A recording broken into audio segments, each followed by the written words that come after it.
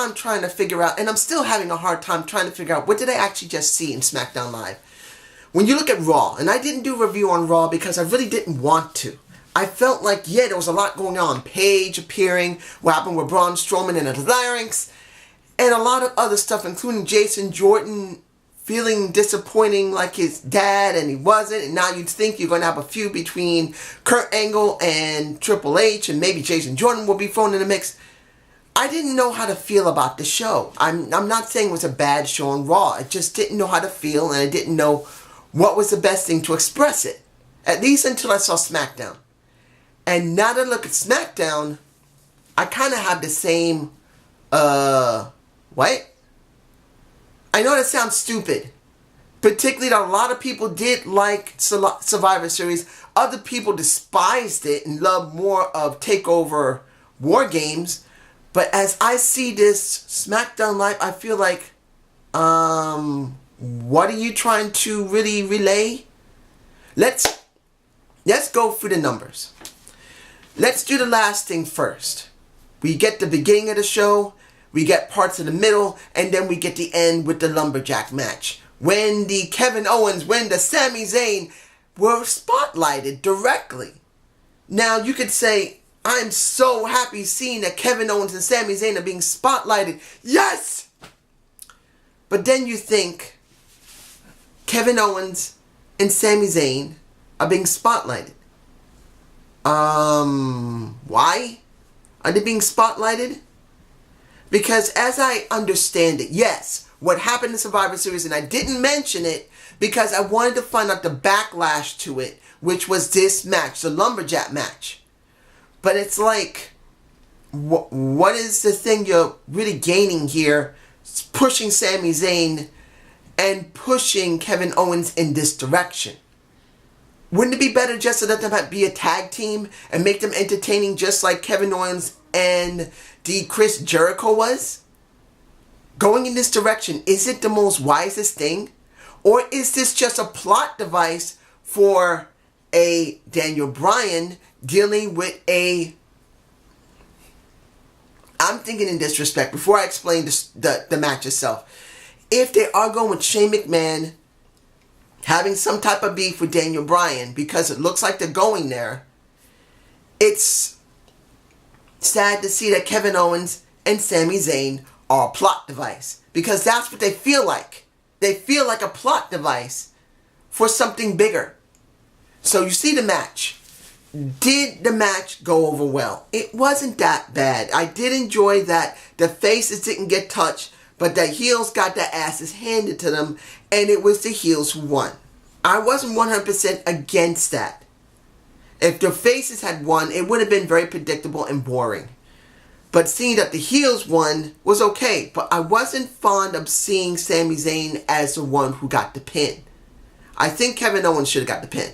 That's just how I feel about it. In the end, Kevin Owens hightailed it out of there. And Sami Zayn is the one who got his ass handed to him. But then you look at what happened with Rusev and Aiden English, and you wonder why the hell did they get involved in this when there was no gaining for them. I think it was unwise to let Rusev Day be interacting with a plot device in a Sami Zayn and a Kevin Owens. I know a lot of people are going to say, dude, they're not a plot device. They feel like it. They feel like a plot device to me. I know I'm probably wrong. And then something else will happen or make me eat crow. I'm fine with that. I'm never going to be perfectly right. But this is just how I feel about it. Now, you have AJ Styles talking to Jinder Mahal. Jinder didn't cut a very good promo. He seemed very botchy. Now, I'm not a huge Jinder Mahal fan. I like him. I like him for two reasons. One, he's a main event jobber. That's what he is. He's in the main event, and he's a jobber, and he's been spotlighted. So this means that other jobbers in the lower card and mid card, they could have a chance just like him eventually. I'm fine with that. Second, he's not that bad of a wrestler, and he's not that unentertaining. He can cut some good promos, but this was not one of them. This promo felt botchy. He felt like he wasn't sure what he wanted to say here. That it wasn't that he probably forgot his lines, it's just that He probably wasn't fond of it. That's the way it was coming off to me personally. I know I could be wrong, but that's how I feel. But in the end, the Singh brothers tried to beat the crap out of AJ Styles, and now one of the Singh brothers is going up against AJ again next week. No, not one of the Singh brothers. It's supposed to be a 3-on-1 handicap match, if I'm correct. Or is it a 2-on-1? I don't remember. You guys can tell me below if it's a 3-on-1 or 2-on-1. I just know it's going to be a handicap match. And to be honest, I would have thought that Jinder Mahal would be by himself after he destroyed the Singh brothers when he lost the title. What should have happened was this. This is just me. Jinder Mahal lost his title. He beats the crap out of the Singh brothers, and he has nothing to do with them for a while. Let them beg and plead to come back to him. They're begging, please, let us come back, Maharaja, please. And he says, no, go away. And Jinder Mahal is allowed to stand by himself to show that he can actually wrestle. Now, I know a lot of people are going to say, dude, he can't wrestle. He actually can. He may not be the caliber of the ones you like a Finn Balor or an AJ Styles, but he does have the ability to wrestle and tell a story. I see everyone for what they are, good and bad. And this time, Jinder Mahal's promo sucked. It just did. But that's just my point of view. Now, I got to say this right now. The Bludgeon Brothers. I wasn't sure how to feel about them.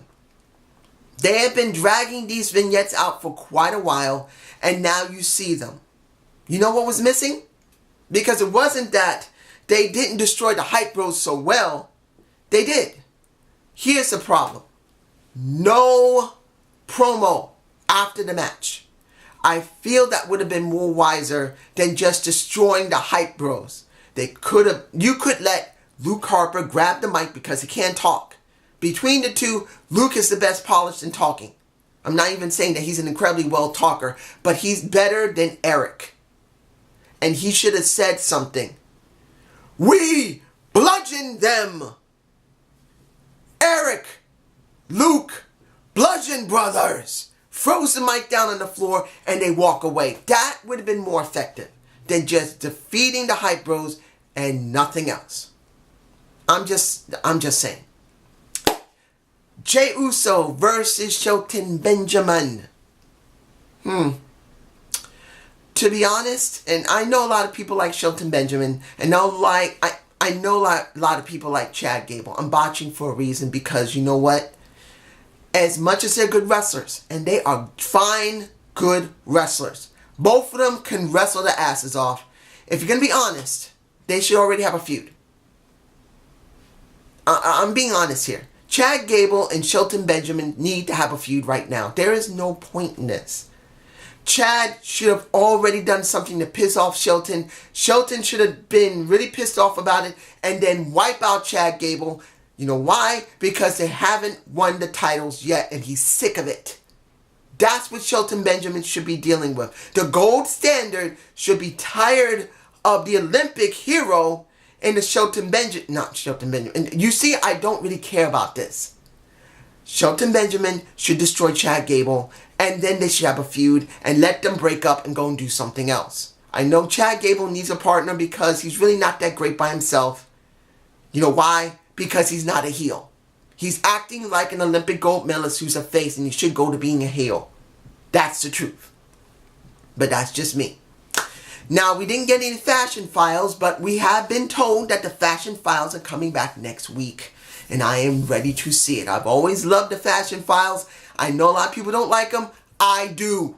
I don't care if even one person next to myself still likes the Fashion Files. Even if sometimes they're a little shaky, particularly with the Ascension Day. I don't want to see the Ascension anymore. But I understand they got to be there because they got to do something with them. They want to do something with them, so fine. In the end, this is a good thing for me, personally. Now, here's something that wasn't a good thing. That pissed me off beyond anything. Naomi, Becky Lynch, gets their ass handed to her. I don't care about Becky. I don't hate her, but I don't care about her. I care about Naomi get beat. You'll see her in my face beating up. You will see her in my face beating up. Look. Breathe. I'm still a Naomi fan. If that woman wins the championship back, you will see the Globe title back. I guarantee they're going to allow her to bring the Globe title back because it's exclusive to her. But as you see it for what it is, why is Naomi the first one to get her ass handed to her by the women for NXT? I'm sorry, I don't know the names. Particularly, like I said, I don't watch the product often because I don't have the time. And I don't have the full interest in watching it unless someone says, or multiple people tell me, dude, please do NXT reviews from now on. Let go of Raw. You can still watch it. You can say something about it in your SmackDown reviews. Watch NXT. We want to see it. That's the only reason I would do it if it's more than at least one person. And you know who you are. If it's Morgan that says, please do NXT reviews. I love you, Morgan. You're my friend. I do love you. But I gotta have more than one person do it because it's gonna be frustrating if it's only one person watch the video. Even though I do care that even one person watch it, I want to have a reason more. It's kind of hard for me, particularly that it's easy for me to get discouraged with my depression. It's got to be more than just one person. So if anybody else along with Morgan wants me to do NXT reviews and drop Raw altogether, tell me. Please, let it be more than just one or two people. Because once I start doing it and there's no one watching it, my depression kicks in and then I can't do it anymore. So, please. But anyway, I haven't seen these women in a while. I know a couple of them, but I don't know them by the name. I do recognize them. But here's the thing. Couldn't you have done this one at a time? Why did you do exactly like Raw did? A total bite off of Raw. Yes, I understand and want to say, well, we want to be one-upping Raw. Why not bring 4 women instead of 3 women? If you really want to one-up Raw, Daniel Bryan, you should have brought 4 women instead of 3. That would have been better. I'm just seeing from the point of view that made SmackDown Live seem like the biting off of Raw. And that brought down the show for me. It just did. Now, the overall show, because I don't think I'm forgetting anything. Am I forgetting anything? No. Well, I didn't really talk that much about the Lumberjack match, but this kind of rolls into what the show felt like. What are they doing? That's what it feels like. Because if I'm correct, and Kevin Owens and Sami Zayn are basically a plot device for a Daniel Bryan to have some type of conflict with a Shane McMahon, because there's no way next week that Shane McMahon will not come back and say, why did you not fire them when I said to fire them? Why?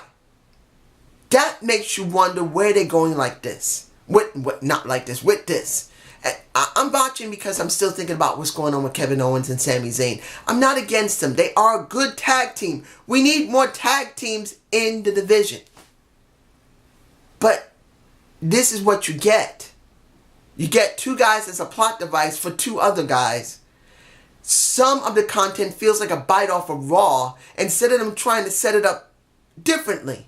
They just copied and pasted Raw. With the women, how they got beaten down. When it came to introducing someone like the Bludgeon Brothers, it's almost like the same thing on Raw. It just feels like a bite off. Now, I'm not saying I don't want to watch SmackDown Live. I still believe SmackDown Live is a better show because it's 2.5 hours, counting the kickoff.